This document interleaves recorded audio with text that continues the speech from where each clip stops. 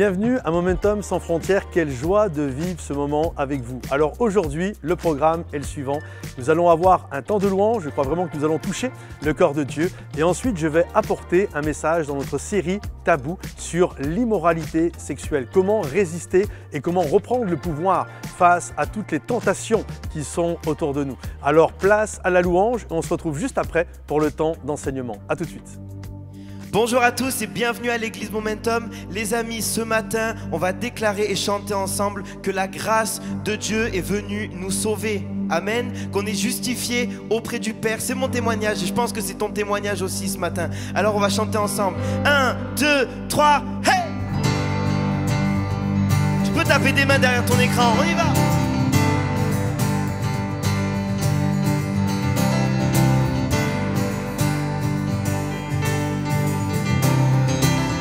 On va chanter ensemble, j'ai vu l'ennemi s'effondrer.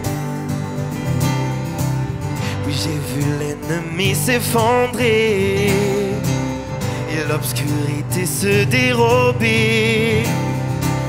Oui, malgré tout, un mystère reste insaisissable. Mon nom est écrit là dans le ciel. J'ai vu, on y va! Oui, j'ai vu sa puissance en action, sa force de résurrection, amen. Oui, pourtant ce mystère reste insaisissable. Mon nom est écrit là dans le ciel. Oui, mon chant demeurera éternel. Oh, c'est là mon témoignage. Je suis sauvé. Sa grâce a changé ma vie. Je chanterai par Jésus mon rédempteur, justifié. Voilà mon témoignage, voilà mon témoignage. Hey!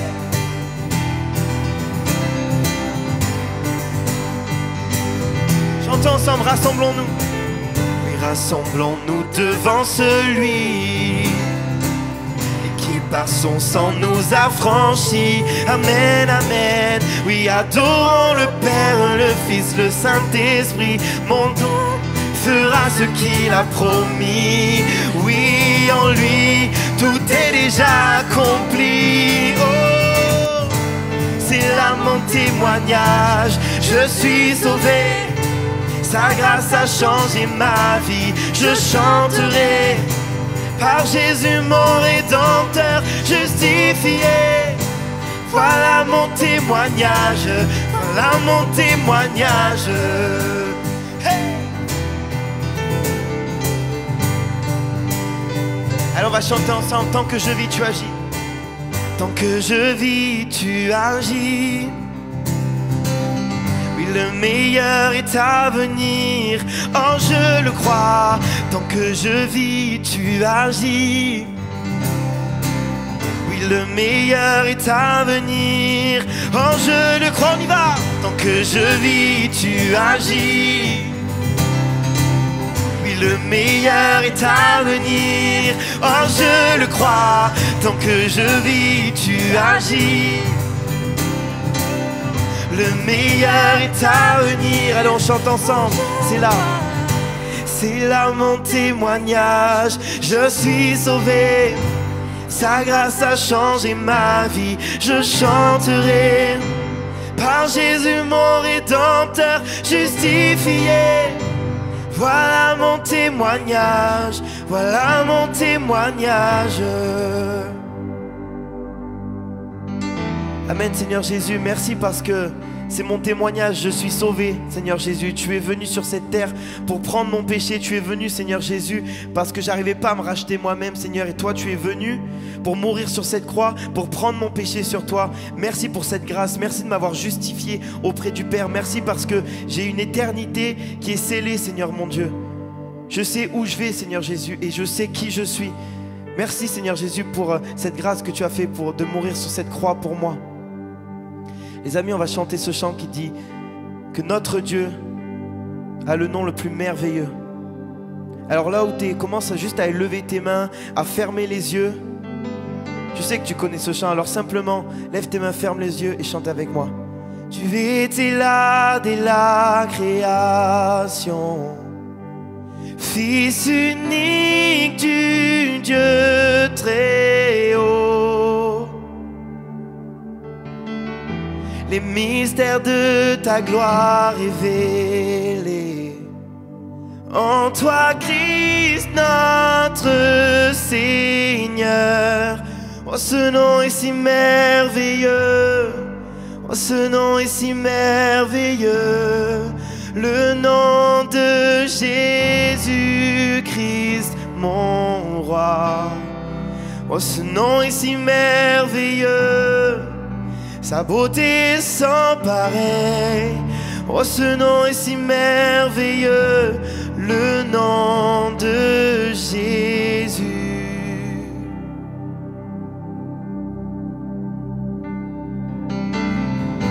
Tu n'as pas voulu les cieux sans nous. Alors Jésus, tu es venu. Oh, ton amour a vaincu mon péché. Plus rien ne peut nous séparer. Chante. Oh, ce nom est si glorieux. Oh, ce nom est si glorieux, le nom de Jésus-Christ, mon roi. Oh, ce nom est si glorieux, sa beauté sans pareil. Oh, ce nom est si glorieux, le nom de Jésus. Oh, ce nom est si glorieux, le nom de Jésus. Amen.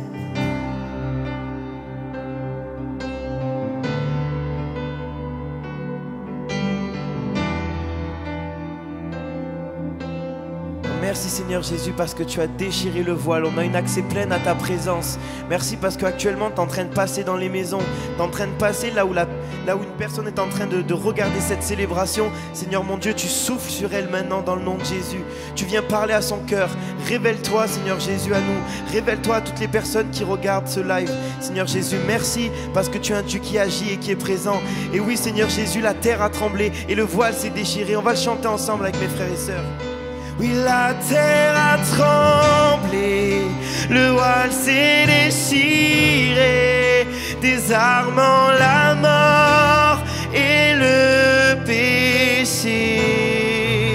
Les cieux chantent ta gloire, l'écho de ta victoire, car tu es le roi ressuscité. Sans rival, tu es sans égal. Dieu, tu triomphes à tout jamais. Et à toi soit le règne, oui, à toi soit la gloire, car ton nom surpasse tout autre. Les amis, on chante ensemble la terre. Oui, la terre a tremblé, le voile s'est déchiré, désarmant la mort et le péché. Les cieux chantent ta gloire, l'écho de ta victoire, car tu es le roi ressuscité. Déclare-le. Oui, tu es sans rival, tu es sans égal. Dieu, tu triomphes à tout jamais. À toi, et à toi soit le règne. Oui, à toi soit la gloire, car ton nom surpasse tout autre nom. Oh, ce nom est victorieux. Oh, ce nom est victorieux. Le nom de Jésus-Christ, mon roi. Oh, ce nom est victorieux. Sa puissance est sans pareil. Oh, ce nom est victorieux. Le nom de Jésus.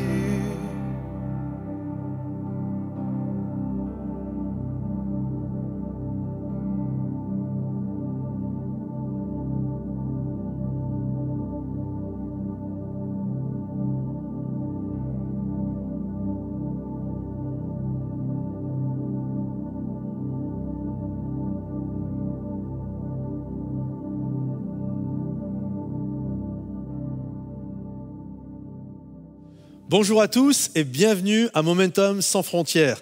Nous sommes actuellement, mes amis, dans une série d'enseignements qui s'intitule Tabou.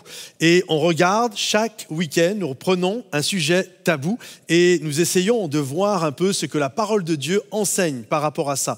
Alors aujourd'hui, le titre du message, car je vais prêcher sur la tentation sexuelle, sur l'immoralité sexuelle, le titre de l'enseignement d'aujourd'hui est le suivant: Immoralité sexuelle, comment résister et reprendre le pouvoir. D'ailleurs, est-ce possible de résister ou est-ce possible même de résister et de reprendre le pouvoir par rapport à ça sur nos propres forces, sur nos propres capacités?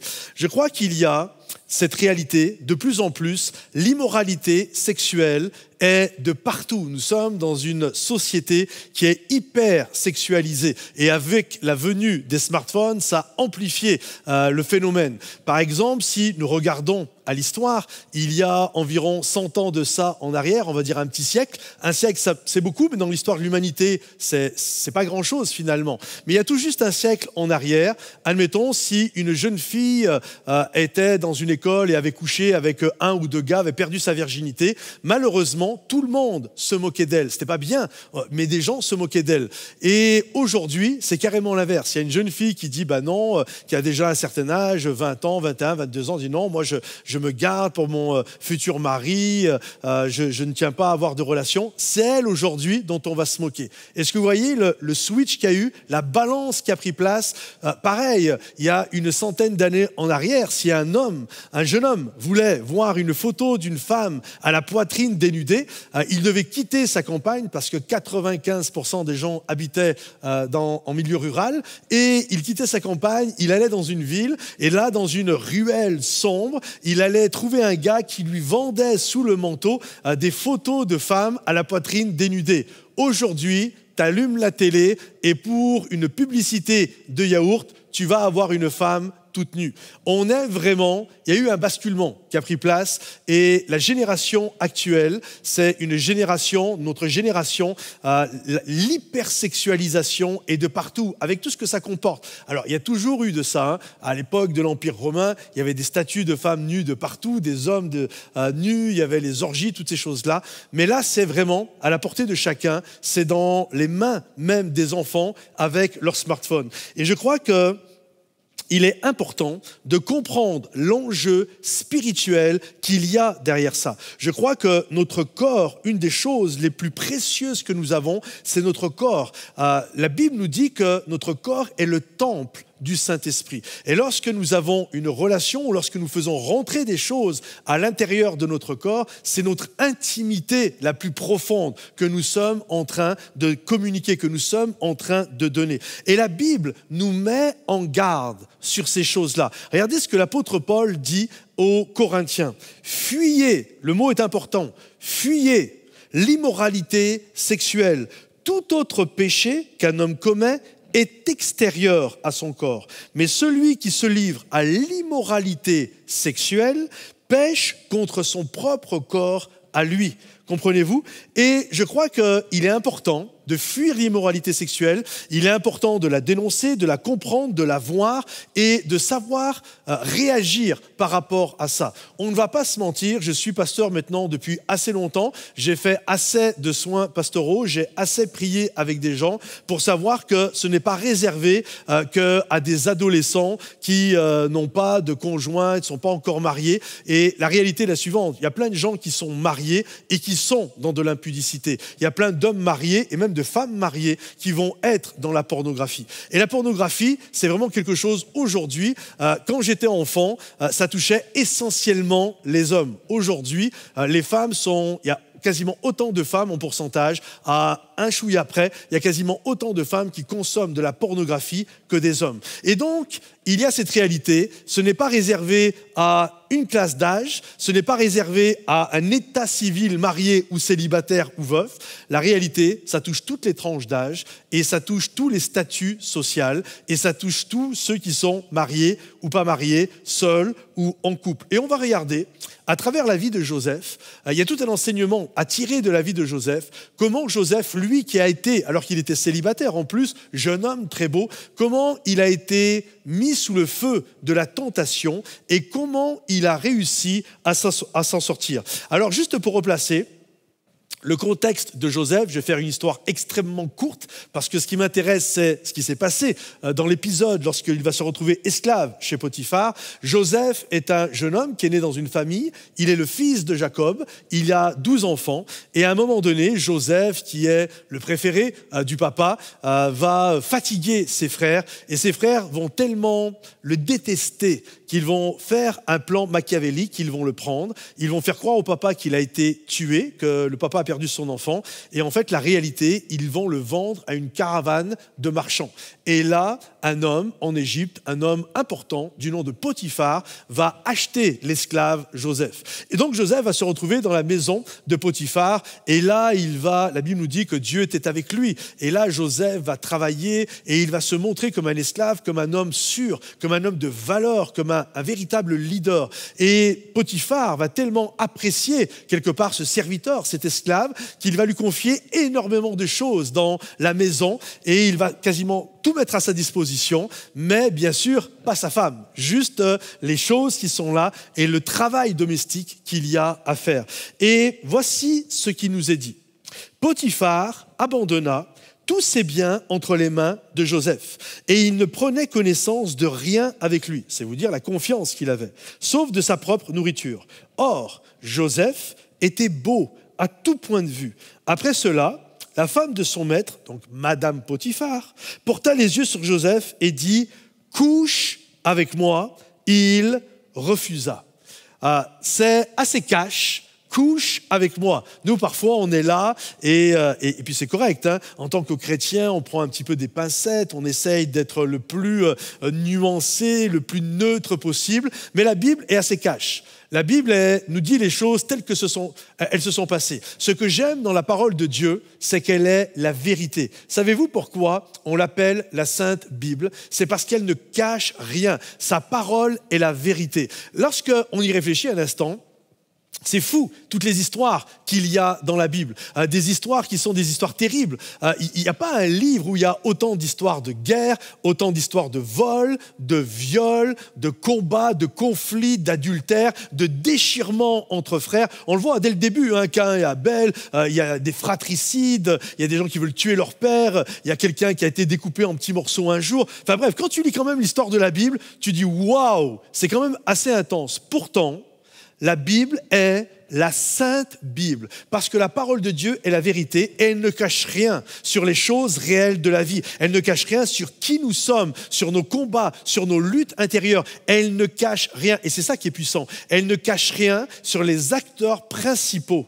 Par exemple, la plupart d'entre nous, par exemple David, qui est l'homme selon le cœur de Dieu, on aurait fait de lui, écoute, c'est l'homme selon le cœur de Dieu, on lui aurait fait une belle histoire et on aurait gommé un petit peu les failles, les aspérités. Mais la Bible ne cache rien. Elle nous montre David tel qu'il était, elle nous montre David qui a été adultère, elle nous montre David qui a été meurtrier, elle nous montre un apôtre Paul qui a commis aussi un meurtre avec Étienne, elle nous montre Noé qui buvait, qui avait un problème avec l'alcool, Jacob, le père, celui qu'on va appeler Israël, qui était un trompeur, un menteur. Bref, la Bible ne cache rien sur les réalités de nos combats et de qui nous sommes, mais elle est aussi celle qui nous donne la solution. Sa parole est la vérité, elle nous donne la solution, elle nous montre le chemin, un chemin de repentance, un chemin de restauration et un chemin où nous pouvons reprendre le contrôle par sa grâce et sa puissance sur nos vies. Et elle ne cache rien également sur nos luttes sexuelles, les choses que l'on peut vivre. Et elle appelle un chat un chat.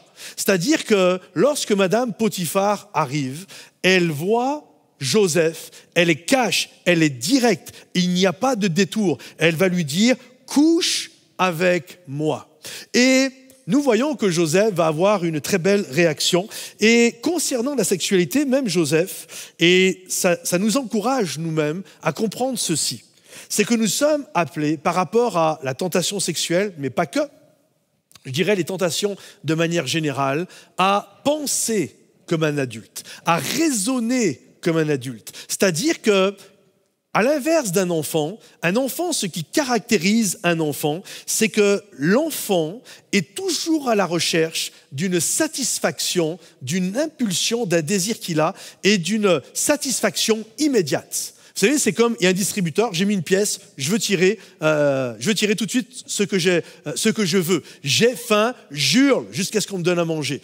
Je veux une friandise, je vais taper du poing jusqu'à obtenir la friandise que je veux. Et ça, c'est être un enfant. L'enfant est dans la culture de l'immédiat. Un enfant ne pense jamais à l'après. Il pense à tout de suite, il pense au maintenant. La différence avec un adulte, c'est qu'un adulte doit être raisonné. Et si je m'adresse aujourd'hui à des adultes, comprenez qu'une des différences majeures qu'il y a entre un enfant et un adulte, c'est que l'enfant est dans la culture du maintenant, du tout de suite. Or, un adulte est dans la pensée de quelles vont être les répercussions de ce que je vais faire, auquel il y a une tentation devant moi. Il y a une Madame Potiphar qui me dit sans détour, couche avec moi. Vous savez, c'est comme autrefois, je ne sais pas si ça existe toujours, j'ai un Apple en ordinateur, donc j'ai plus ce problème depuis que j'ai eu Apple, mais je me souviens, les premiers ordinateurs, il y avait des fenêtres intempestives, des trucs qui se balançaient comme ça devant tes yeux, qui te disaient couche avec moi, des choses qui t'amenaient à te fourvoyer quelque part. Et j'aimerais vous inviter et je crois que c'est important, à être des adultes. C'est-à-dire qu'avant de consommer une tentation, qu'elle soit dans la pornographie, qu'elle soit dans un adultère avec une femme ou si vous êtes une épouse avec un homme au travail ou je ne sais où, c'est de toujours réfléchir quelles vont être les conséquences. Et les conséquences, elles sont simples. Ça va être un mariage brisé, ça va être la perte de ses enfants. Ça veut dire que ces enfants peuvent grandir dans un foyer où papa et maman ne vivent plus ensemble et ils se séparent. Et même si on essaye de toujours se donner bonne conscience par rapport à ça, etc., je ne pense pas que le rêve d'un enfant, c'est de voir ses parents qui se séparent. Comprenez-vous? C'est ça les répercussions. Mariage brisé, les enfants isolés. Ça va être peut-être le plan de Dieu avorté dans ma vie. Parce que j'ai fait des choses qui vont totalement me discréditer. Et il est important de réaliser les répercussions que cela peut avoir, que cela engendre. J'en ai été plusieurs. Cela détruit notre communion avec Dieu. Cela détruit les couples, les familles, tout ce qui est immoralité sexuelle. Cela détruit le respect des autres. L'image de la femme que j'ai, l'image des gens, l'image de ce qui prend place, de la dignité humaine. Cela détruit votre devenir. Cela détruit et peut détruire le plan de Dieu pour votre vie. Je crois que le cœur de Dieu, c'est que nous puissions nous développer, c'est que nous puissions devenir des leaders de ce que Dieu nous a confié, que ce soit au sein de notre famille, que ce soit dans les dons, les talents qu'il nous a donnés. Et on doit comprendre ceci, il y a un croquis qui va apparaître sur l'écran et on doit comprendre cette réalité. Plus vous grandissez dans les responsabilités, c'est-à-dire que plus les responsabilités dans votre vie s'élargissent, c'est-à-dire que je me marie, j'ai des enfants, j'ai un appel sur ma vie, je suis dans les projets de Dieu, plus votre droit à l'erreur, lui, va se rétrécir, comprenez-vous? Plus le droit à l'erreur est grand et plus vous n'avez pas de responsabilité. Mais plus votre responsabilité augmente, votre leadership grandit, plus votre droit l'erreur, lui, va diminuer. Comprenez, par exemple, que si une personne arrive à l'église et c'est aujourd'hui un dimanche et puis on prêche et cette personne donne sa vie à Jésus. Lorsque cette personne, le soir, va partir et il va croiser, admettons, une prostituée. Et là, il part avec une prostituée. Qu'on s'entende bien, c'est pas bien, c'est un péché.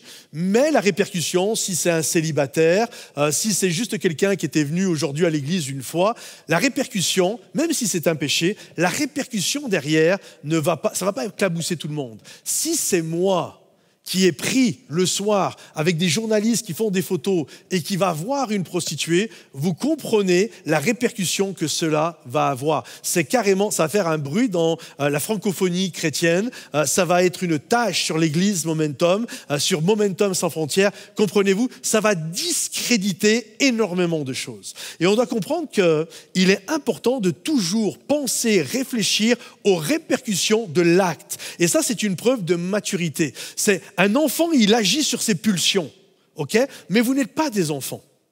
Donc, ce qu'il veut dire que il y a un appel, avant de faire quelque chose, j'ai cette capacité, contrairement à un enfant, de réfléchir sur la répercussion que les choses vont avoir. Et si je prends ce temps de répercussion et également de m'abandonner, j'en parlerai un peu plus loin, de tout mon stress et des choses dans les mains de Dieu, alors je vois les choses différemment. Écoutez, si je prends un bidon de peinture, et il est là, il est au sol, et que je le renverse, ça va faire une flaque. Si je prends un bidon de peinture, plus vous montez dans les responsabilités, vous vous mariez, vous avez des enfants, vous développez votre ministère, plus vous montez dans les responsabilités, plus le bidon de peinture monte au plafond.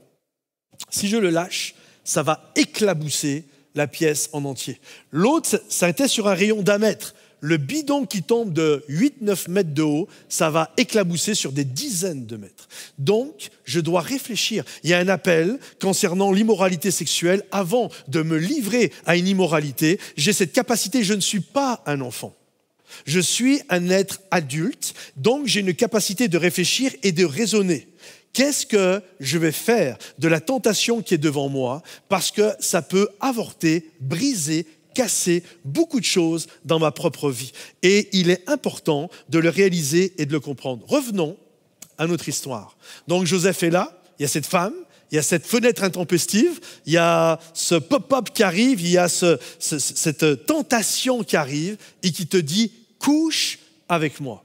Et là, Joseph, qui n'est pas un enfant, qui est un adulte, il va raisonner, il va penser aux répercussions. Et il va dire à Madame Potiphar, je ne ferai pas ça. Pourquoi je ne ferai pas ça? Parce que j'ai des responsabilités. Ton mari m'a tout donné. Il m'a donné, j'ai le droit d'utiliser tout ce qu'il y a dans cette maison. Il m'a donné du leadership, il m'a donné des responsabilités. Tout est à ma disposition, sauf toi. Ok, ça c'est la première chose. Et ensuite il va dire, et je ne pécherai pas contre Dieu. Dieu a un plan. J'ai reçu, dans mes jeunes années, j'ai reçu une vision de la part de Dieu. Et je sais que je ne peux pas pécher, je ne peux pas rater le plan de Dieu pour ma vie. Ça c'est de la maturité. Joseph a parlé avec maturité. Il n'a pas regardé qu'une impulsion. Il ne s'est pas comporté comme un enfant. Il y a une impulsion qui arrive et il faut que je l'assouvisse. Non, j'ai une capacité de raisonner. Dieu m'a donné la capacité de raisonner, le pouvoir de devenir un enfant de Dieu éclairé par les choses de l'esprit. Donc, quand je fais quelque chose,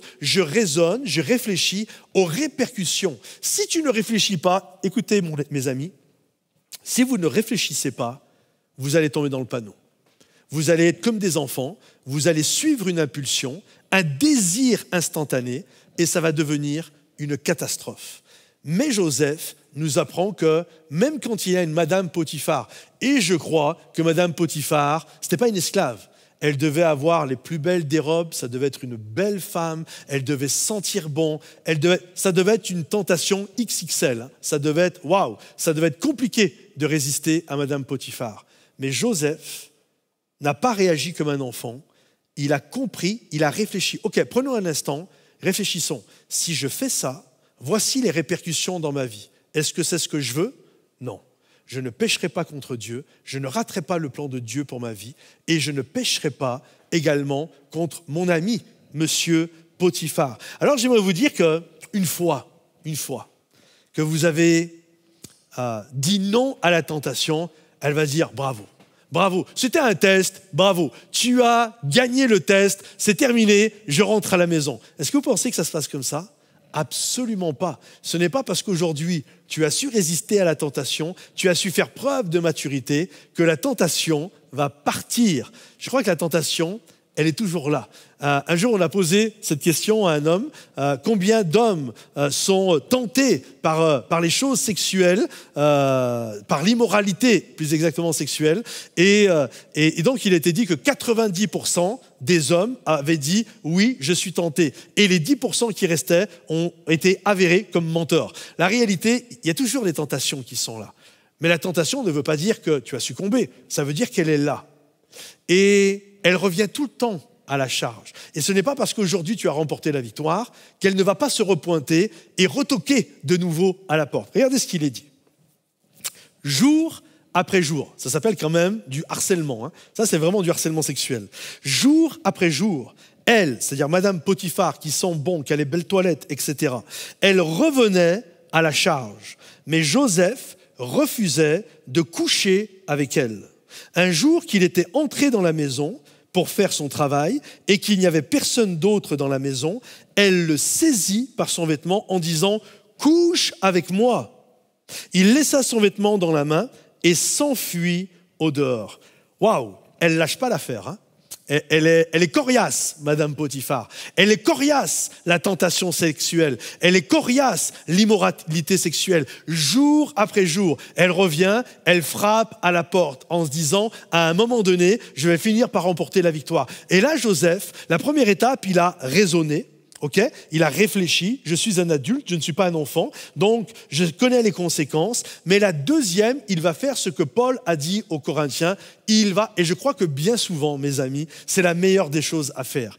Fuir. Il a fui. Fuyez l'immoralité sexuelle. Il a fui. Si je reste là, je vais tomber.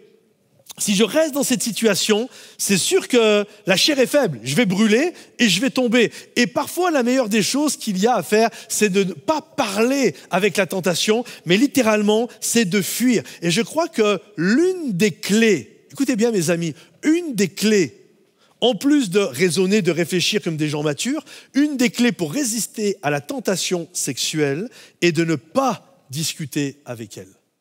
Quand tu commences à discuter avec la tentation, mais non, je suis capable, je vais discuter avec elle, je vais essayer de raisonner Madame Potiphar en lui faisant comprendre que c'est pas possible entre elle et moi.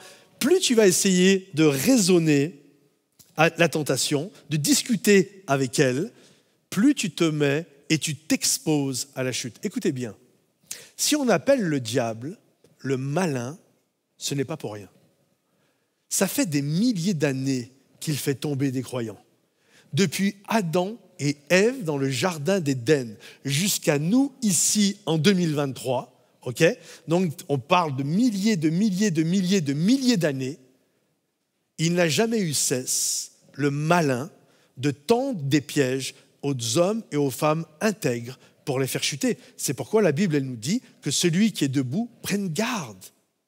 Parce que le malin est là, c'est un lion qui rôde, qui rugit autour de nous et il cherche à nous faire tomber. Le filet, psaume 91, il y a un oiseleur qui nous tend des pièges et on est appelé à ne pas discuter. Fuyez l'immoralité parce que tu n'es pas plus malin. Écoutez bien, vraiment je vous le dis mes amis, même si on a Dieu avec nous, j'aimerais vous faire comprendre ceci. Tu n'es pas plus malin que le malin. Tu n'es pas plus intelligent que lui. Okay? Tu as le Saint-Esprit avec toi qui te donne la force.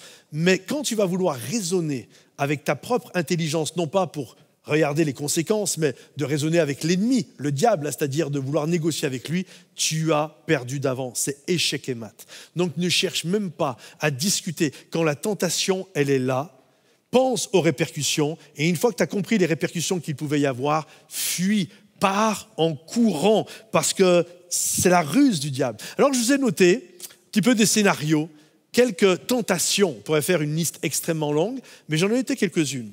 Regardez par exemple les ruses du tentateur. Enfin, puisqu'on va se marier bientôt, pourquoi attendre? Qu'est-ce que ça change? Viens, on couche ensemble.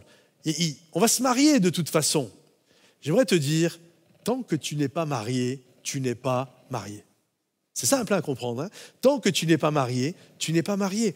Et la Bible dit, écoutez bien, que le mariage soit honoré de tous. Le mariage, il faut l'honorer. Et comment on honore le mariage? En attendant. Tant que tu n'as pas la bague au doigt, tant que tu n'es pas marié, tu n'es pas marié. L'engagement du mariage est une des choses les plus importantes pour le Seigneur. Écoutez, toutes les grandes alliances dans la parole de Dieu, elles se reconnaissent à quelque chose d'extrêmement précis. Toutes les grandes alliances sont des alliances toujours de sang. C'est-à-dire que dès qu'il y a une alliance majeure, okay, il y a des alliances mineures, mais tout ce qui est alliance majeure, c'est toujours des alliances qui se font dans le sang. Okay? Par exemple, le peuple de Dieu dans l'Ancien Testament, il y avait la circoncision, il y avait une alliance de sang. On voit par exemple quand Dieu a fait alliance avec Abraham, il va lui demander de prendre des animaux, Genèse chapitre 15, de les partager, et là il va y avoir le sang au milieu, et Dieu va passer alliance de sang. l'alliance des alliances pour nous en tant que chrétiens, c'est le sang de Jésus qui coule à la croix. C'est l'alliance, c'est la nouvelle alliance. C'est l'alliance qui a été faite par Jésus. Il n'y a rien de plus important que les alliances de sang. Maintenant, saisissez cette réalité spirituelle. Le mariage est une alliance de sang. Savez-vous pourquoi une femme a un hymen? L'hymen n'est pas quelque chose qui a été fait pour que des gars puissent vérifier que leur femme soit bien vierge. L'hymen n'a jamais été créé, c'est Dieu qui a créé l'hymen, et il n'a jamais créé l'hymen pour que des hommes puissent vérifier que celles avec qui ils vont se marier n'ont pas connu d'autres hommes. Absolument pas. En fait, l'hymen est là pour faire une alliance de sang. La pensée de Dieu est la suivante. L'homme est vierge, Adam, la femme est vierge, Ève, comme tous les hommes et les femmes tels que Dieu l'a voulu.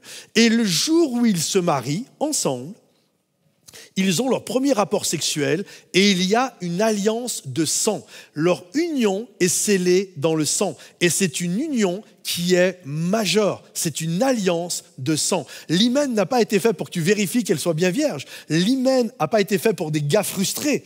L'hymen est là pour nous dire que cette union est de la plus haute importance. Donc tant que tu n'es pas marié, tu n'es pas marié. Même si on te dit pour te pousser, viens on fait ceci, on fait cela. Non, on va d'abord se marier et ensuite on va pouvoir avoir du plaisir ensemble, avoir des relations ensemble, mais ça se fait dans le cadre du mariage. Dieu a prévu un cadre pour nous sécuriser et pour nous protéger afin de ne pas faire n'importe quoi dans notre vie. Un autre scénario. Juste une fois, viens on le fait juste une fois, on ne recommencera plus jamais après. Que ce soit quand on est jeune avant de se marier, que ce soit une relation adultère, viens on le fait une fois, ça ne va pas en ce moment dans mon couple, etc. Écoute, c'est faux. Quand tu le fais une fois, quand la barrière elle est là, c'est très compliqué à faire tomber la barrière. Le jour où tu as fait tomber la barrière, par définition, il n'y a plus de barrière. Donc l'histoire de on le fait qu'une fois, c'est faux. La barrière, elle est là pour nous protéger. À partir du moment où la barrière n'est plus là, ce n'est pas une fois que ça va arriver. Après, c'est le chemin est fait. Le sillon a été tracé et ça va être tout le temps. Donc, ne tombe pas dans ce piège de l'ennemi. Viens, on le fait une fois, puis après, on ne recommencera pas. C'est faux. Le plus dur, c'est toujours la première fois. Une fois que c'est fait, c'est fait. Mon mari ou mon épouse ne comble pas mes besoins comme toi, tu pourrais le faire. Là, tu vas te sentir, purée, ouais, elle reconnaît ça en moi, elle voit qu'avec moi, ça va être différent. Ou il voit qu'avec moi, ça va être différent. Ce sont juste des paroles flatteuses. J'aimerais te dire, fais attention à ces paroles qui essayent de te valoriser. Ça arrive des moments que dans des mariages, ça soit un peu compliqué. Et puis on trouve quelqu'un, une femme qui nous écoute ou l'homme qui nous écoute, etc., qui nous prête son épaule et vient pleurer dans mon épaule. Et puis mais toi, tu es tellement différent. Toi, tu me comprends. Mon mari ne me comprend pas. Toi, tu me comprends. Mon épouse ne me comprend pas. Et la réalité, c'est le début de la fin. Autre chose, personne ne te voit devant ton ordinateur. Tu as juste à te mettre en navigation privée. Tu n'as même pas besoin d'effacer l'historique. Ils ont prévu carrément une navigation privée où il n'y a même pas d'historique. Personne ne le saura, personne ne te verra. Regarde de la pornographie, prends du plaisir tout seul, et puis personne va te voir. Écoute mon ami, toi tu te vois. Et toi tu sais ce que tu fais. Et tu sais ce qui rentre à l'intérieur de toi. Si ce qui rentre te dégrade, alors la lumière en toi va devenir ténèbres. Fais attention, faisons attention à ce qui rentre. Regardez, d'autres vont dire, arrête de résister, ça ne sert à rien. Certains, il y en a même un qui a sorti cette citation un jour, le meilleur moyen de se débarrasser d'une tentation, c'est d'y céder. C'est archi faux. Le meilleur moyen d'être addict et dépendant, c'est de céder à la tentation, justement. Alors peut-être que la fille que tu as eue, finalement tu l'as eue, puis c'est terminé, mais tu vas être addict à ce qui s'est passé et tu vas essayer de le faire avec d'autres personnes, avec d'autres filles ou avec d'autres gars. Donc, ne crois pas que le meilleur moyen de résister, ou en tout cas de te débarrasser d'une tentation, c'est d'y céder. Non, tu deviens juste esclave. Tu deviens juste candidat à être addict. Addict, c'est littéralement ça. Le nom, l'étymologie, l'origine, ça fait appel à un esclavage à une dépendance qui te tient en laisse. Alors ne laisse pas, je pourrais continuer, la liste pourrait être très longue, je pourrais passer 1 heure à vous donner toutes sortes de petits scénarios de vie où l'ennemi, le malin vient pour nous faire chuter. Et bien souvent, c'est que la convoitise, vous savez ce que c'est la convoitise? La convoitise, c'est tomber amoureux d'une image. Tu vois, le gars qui voit une femme dans son environnement, une voisine, quelqu'un de sa famille marié par alliance, etc., qui dit « Ah, mon cousin, il a de la chance de s'être marié avec elle, et puis je sens que ça connecte bien dans tes lieux de travail. » Enfin bref, généralement, ça se passe quand même dans un environnement qui est familier. Et la chose, c'est que bien souvent, nous tombons amoureux d'une image. C'est-à-dire qu'on se fait une idée, ok? C'est une sorte de fantasme, c'est un fruit de l'imagination. C'est pas la réalité, un fantasme, c'est pas la réalité, c'est le fruit de l'imagination. Fantôme et fantasme, c'est le même mot à son origine, c'est fantasma. Ça veut dire que c'est pas quelque chose de réel. Et tu tombes amoureux de quelque chose qui n'est pas réel. Et là, ça devient littéralement une catastrophe. C'est comme si tu rentrais dans un tunnel, et plus tu rentres dans le tunnel, plus tu marches, plus tu t'enfonces, plus tu scrolles, plus tu vas dans du flirt, et toutes ces choses-là, et plus l'obscurité arrive, et plus le fait de faire demi-tour, de te repentir, et de sortir de ça, et d'être délivré de cela, va devenir compliqué. En fait, c'est important que dès que les choses arrivent, et c'est là où l'enseignement de Joseph est puissant, il a fui. Pourquoi c'est important de fuir, mes amis? Parce que plus tu marches et tu rentres dans le tunnel, plus ça va être compliqué de t'en sortir. Plus tu vas être happé par le problème. Imagine, tu commences à flirter avec une fille de ton, peu importe où ça se trouve, mais de ton environnement, ou un gars qui est dans ton environnement. Okay? Et au début, on est là et tu sens qu'il y a une petite tension sexuelle qui est là, tu sens les petits regards, les choses, etc. Et si tu laisses ça grandir, qu'est-ce qui va se passer? Tu rentres dans un tunnel. Si dès le début, tu dis non, hors de question, je fuis, c'est fini, même pas la peine, je sens qu'il y a un truc, mais là, je mets une barrière, je me protège, ok? Tu n'auras pas de mal à faire ça. Mais si tu es là en disant « Ah, mais il n'y a rien de mal », franchement, je maîtrise le truc. Et que tu rentres dans le tunnel, plus tu vas attendre, plus tu vas t'enfoncer dans le tunnel, et plus te sortir et être délivré de la tentation va être compliqué. Il y a des études qui sont là. Là, je ne parle pas d'immoralité sexuelle, mais c'est quand même une vraie dépendance, l'alcoolisme. Quelqu'un me partageait des études qui ont été faites sur l'alcoolisme. Ceux qui ont été addicts à l'alcool, les alcooliques, ceux qui ont été dépendants à l'alcool pendant 20 ans, 30 ans, s'en sortent rarement.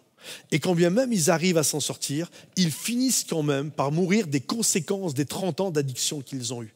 C'est-à-dire que ça finit toujours par te rattraper. Quelqu'un qui, dès le début, commence à boire de l'alcool et se dit « Waouh, j'aime ça ». Je sens que j'aime bien la boire. Ok, c'est quelque chose, ça, j'aime bien le premier verre là. Puis tu dis ah mais de toute façon c'est rien, c'est juste un verre. Et que tu sens que c'est pas normal. Là je parle pas 95% des gens, il y a pas de problème avec ça. Ils éprouvent un certain plaisir, mais ça va pas plus loin que ça. Mais là toi tu sens que il y a un truc là. C'est pareil avec la sexualité, c'est pareil avec beaucoup d'addictions. Si là tu le poses et tu dis je refuse, c'est terminé. Ok. Je boirai un verre juste s'il y a des amis 2 fois par mois, 3 fois par mois, quand j'invite du monde à la maison, mais là c'est juste un verre de vin que je bois, ça va. Mais si tu commences à dire ok, non, mais c'est rien, je maîtrise, et tu te fais ton petit verre, tu fais tes petits regards, tu fais tes petites choses comme ça, à un moment donné, sans crier gare, ça va te happer. Et sortir de ça, ça va être tellement compliqué, mes amis. Donc, si tu as commencé à rentrer dans le tunnel, arrête tout de suite.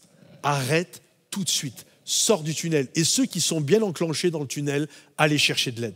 Ça va être compliqué, mes amis, de vous en sortir tout seul. En disant non, mais j'ai juste besoin de Dieu. Oui, Dieu va être là pour t'aider, mais tu as besoin d'aide. Tu as besoin même d'aide professionnelle, tu as besoin d'en parler avec ton pasteur, tu as besoin... Vous comprenez ce que je veux dire? En fait, c'est là. Tu as besoin d'aide. Tu peux pas. C'est compliqué. Si tu as été trop loin dans le tunnel, dans le processus, ça va être extrêmement compliqué. Alors oui, il y aura toujours une histoire extraordinaire et merveilleuse d'un gars. En une prière, tout a été réglé. Et je vous le souhaite. vraiment du fond du cœur. Mais la réalité est la suivante, c'est compliqué quand tu as été très loin dans le tunnel. Donc tu as besoin d'aide, tu as besoin de la grâce de Dieu, mais tu as besoin d'aide. Et toi aujourd'hui qui m'écoutes, qui est au début du tunnel, qui sent les tentations, je t'invite à être à l'image de Joseph.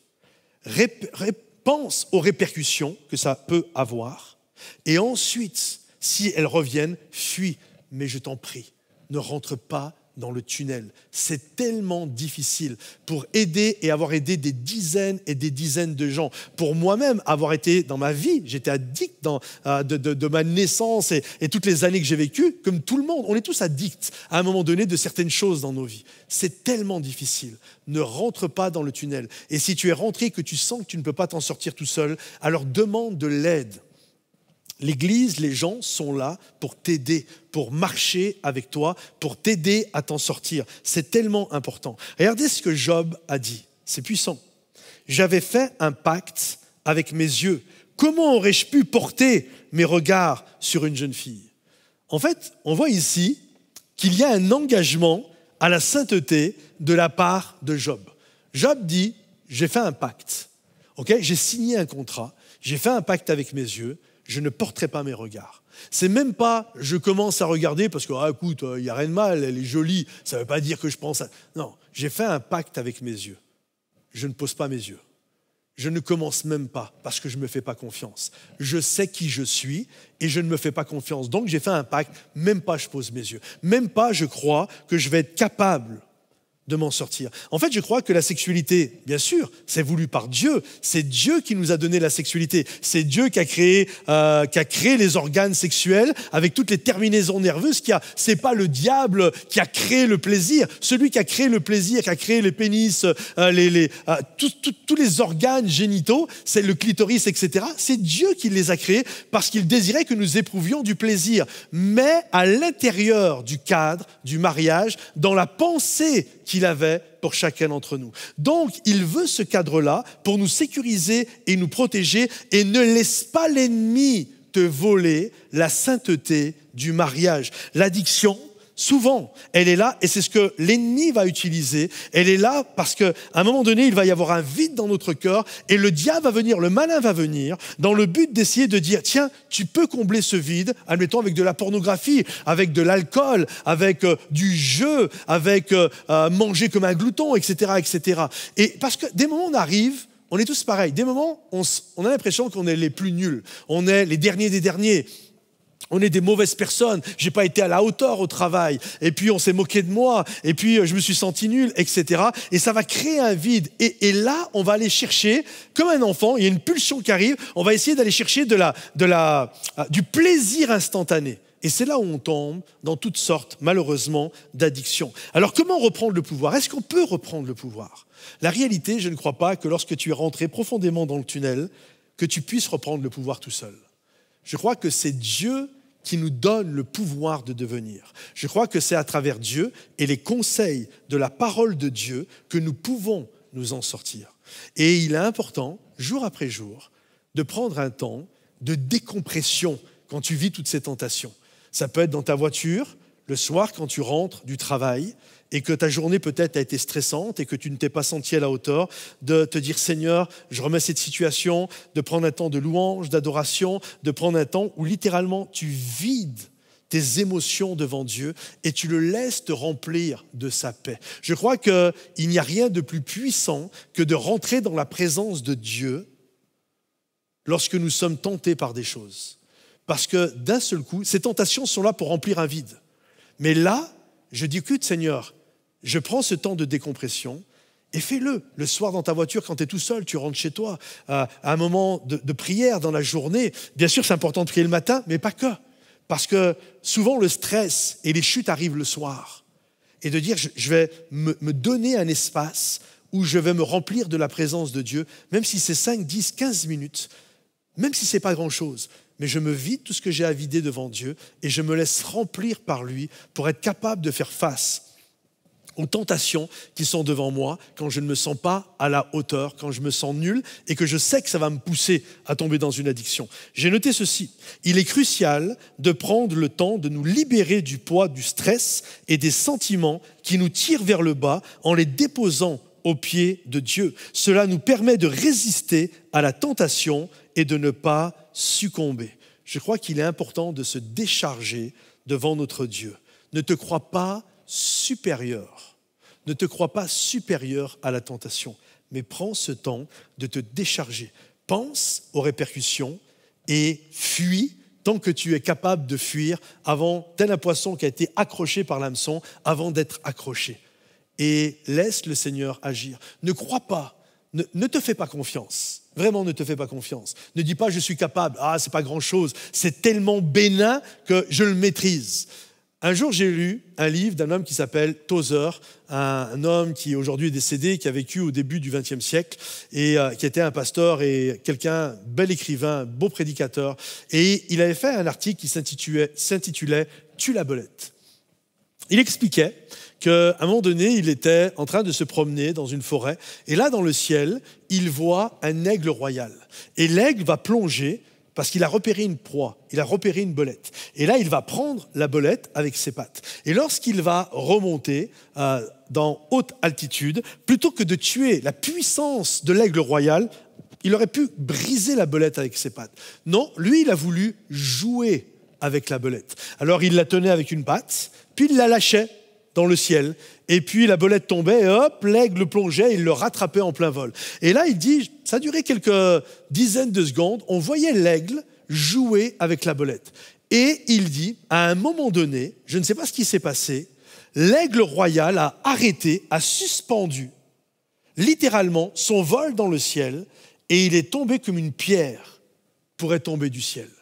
Et là, il est tombé à une centaine de mètres de lui. Alors Tozer a commencé à marcher et à aller se rendre vers l'aigle. Et lorsqu'il est arrivé et qu'il s'est approché de l'aigle, il a vu quelque chose. Il a vu la belette, ses crocs, ses dents plantées dans la gorge de l'aigle royal. L'aigle pensait pouvoir s'amuser avec la belette, mais la belette l'a tué. Et l'aigle royal a suspendu, arrêté son vol en plein ciel. Lui qui était royal s'est retrouvé jeté à terre et mort. Ne joue pas avec la belette. Tue la belette. C'est une histoire de sauver son mariage, c'est une histoire d'être un exemple, c'est une histoire d'un appel de Dieu qui est sur ta vie. Il y a des projets sur ta vie, il y a un appel. Ne laisse pas une belette te tuer en plein vol, mon ami. Tue la belette. Coupe tout ça. Sors du tunnel le plus vite possible. Ne te crois pas plus malin que le malin. Regardez, je notais ceci, ce verset final. Heureux l'homme qui supporte patiemment la tentation, car après avoir été éprouvé, il recevra la couronne de vie que le Seigneur a promis à ceux qui l'aiment. Juste pour vous ramener avec ces deux clés. La première clé, Joseph a pensé aux répercussions. Je ne toucherai pas à la femme de Potiphar, il est mon maître. Je ne toucherai pas à l'appel de Dieu sur ma vie, je ne pécherai pas contre Dieu. Il n'a pas agi en enfant qui répond à une impulsion, mais il a réagi en tant que personne adulte et mature. Il a regardé au-delà de la tentation qui se présentait à lui. Et la deuxième clé, il a fui. Il est sorti du tunnel et il n'a pas accepté de se dire « je vais jouer avec ça ». Je refuse de jouer avec ça parce qu'il y a un avenir, il y a un appel, il y a des projets de la part de Dieu sur ma propre vie. Alors aujourd'hui, mon ami, comprends ceci, il y a un plan de Dieu pour ta vie. Ne laisse pas l'ennemi te voler. Ne laisse pas Madame Potiphar avorter la destinée, le plan de Dieu pour ta vie. Refuse de rentrer dans ce tunnel et si tu es rentré dans ce tunnel, demande de l'aide. Demande de l'aide pour pouvoir t'en sortir. Je t'en supplie, demande de l'aide. Sauve ton couple, sauve tes enfants, sauve le plan de Dieu pour ta vie. J'aimerais prier pour toi qui écoutes ce message aujourd'hui. Seigneur mon Dieu, je te prie pour toutes les personnes qui sont en train d'écouter ce message et je prie, Seigneur mon Dieu, que tu leur donnes la maturité, que nous soyons des hommes et des femmes adultes en réfléchissant aux répercussions que nos actions ont, Seigneur. Alors je te prie pour ceux qui m'écoutent ce matin devant leur ordinateur, devant leur télé, devant leur iPhone, leur Android, tablette, ceux qui écoutent avec juste l'audio, dans une voiture, dans une marche, dans une forêt, je prie pour chacun d'entre vous, que la grâce de Dieu, que la force de l'Esprit de Dieu puisse vous accompagner afin que vous sortiez de ces tentations. C'est dans le nom de Jésus que j'ai prié pour vous. J'aimerais qu'on prenne ensemble ce chant qui s'intitule « Être saint » et que la grâce de Dieu vous accompagne, les amis. Soyez bénis. Chantons ensemble. Je veux tant te ressembler,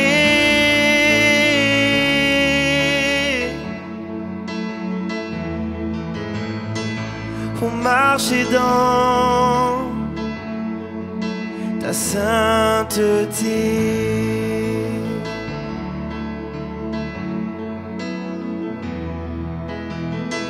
Sur ce chemin de vie, de vérité,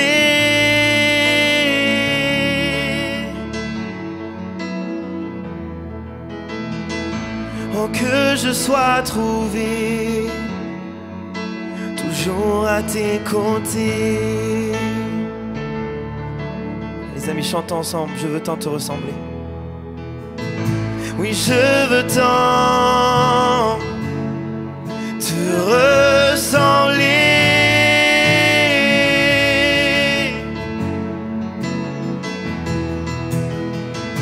oh, marcher dans ta sainteté. Oh, oh, oh, oh. Sur ce chemin de vie, de vérité,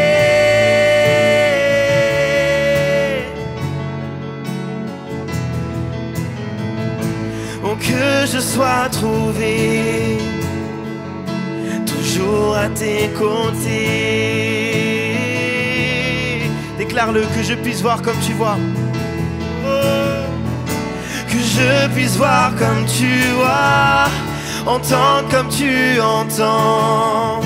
Oui, parler comme tu parles, ressentir ce que tu ressens. Que je puisse voir comme tu vois, entendre comme tu entends. Oui, parler comme tu parles, ressentir ce que tu ressens. Être saint, oui, c'est mon désir.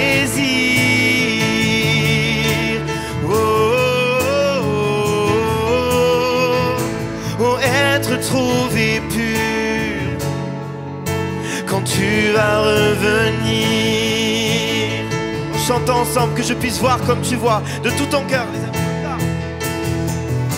Que je puisse voir comme tu vois, entendre comme tu entends, et parler comme tu parles, ressentir ce que tu ressens.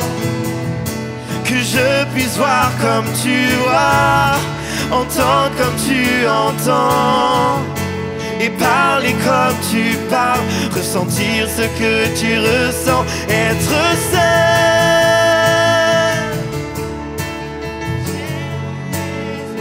oui, c'est mon désir.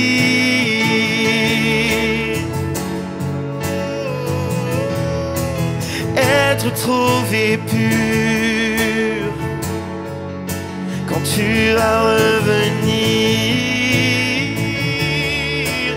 Oh, être saint,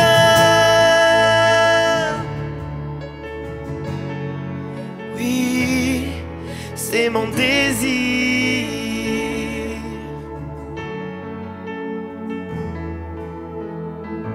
Oh, être trouvé pur quand tu vas revenir.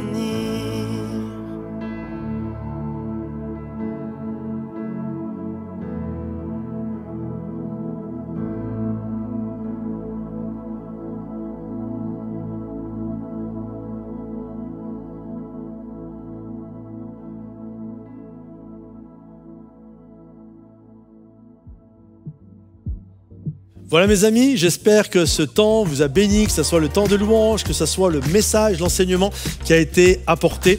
Merci en tout cas pour vos encouragements, tous les commentaires que vous nous laissez. Également merci à tous ceux qui nous soutiennent financièrement. Sachez que si vous ne le faites pas, vous pouvez le faire directement en allant sur monofrande.fr. L'adresse va apparaître sur l'écran, monofrande.fr, et vous avez la possibilité de soutenir le travail de bénédiction que nous faisons aux quatre coins de la francophonie, que ce soit les célébrations, les clips, les chants de louange que nous composons, également les starters que vous pouvez retrouver chaque jour. C'est des mini-messages de 2-3 minutes pour vous bénir et vous encourager. Donc merci pour votre soutien dans la prière et votre soutien financier. Si toute la réunion vous a béni, pensez à liker, pensez à commenter également, pensez également à partager à des gens qui ont besoin d'entendre ce message. Et on se dit à très vite les amis. Bye bye.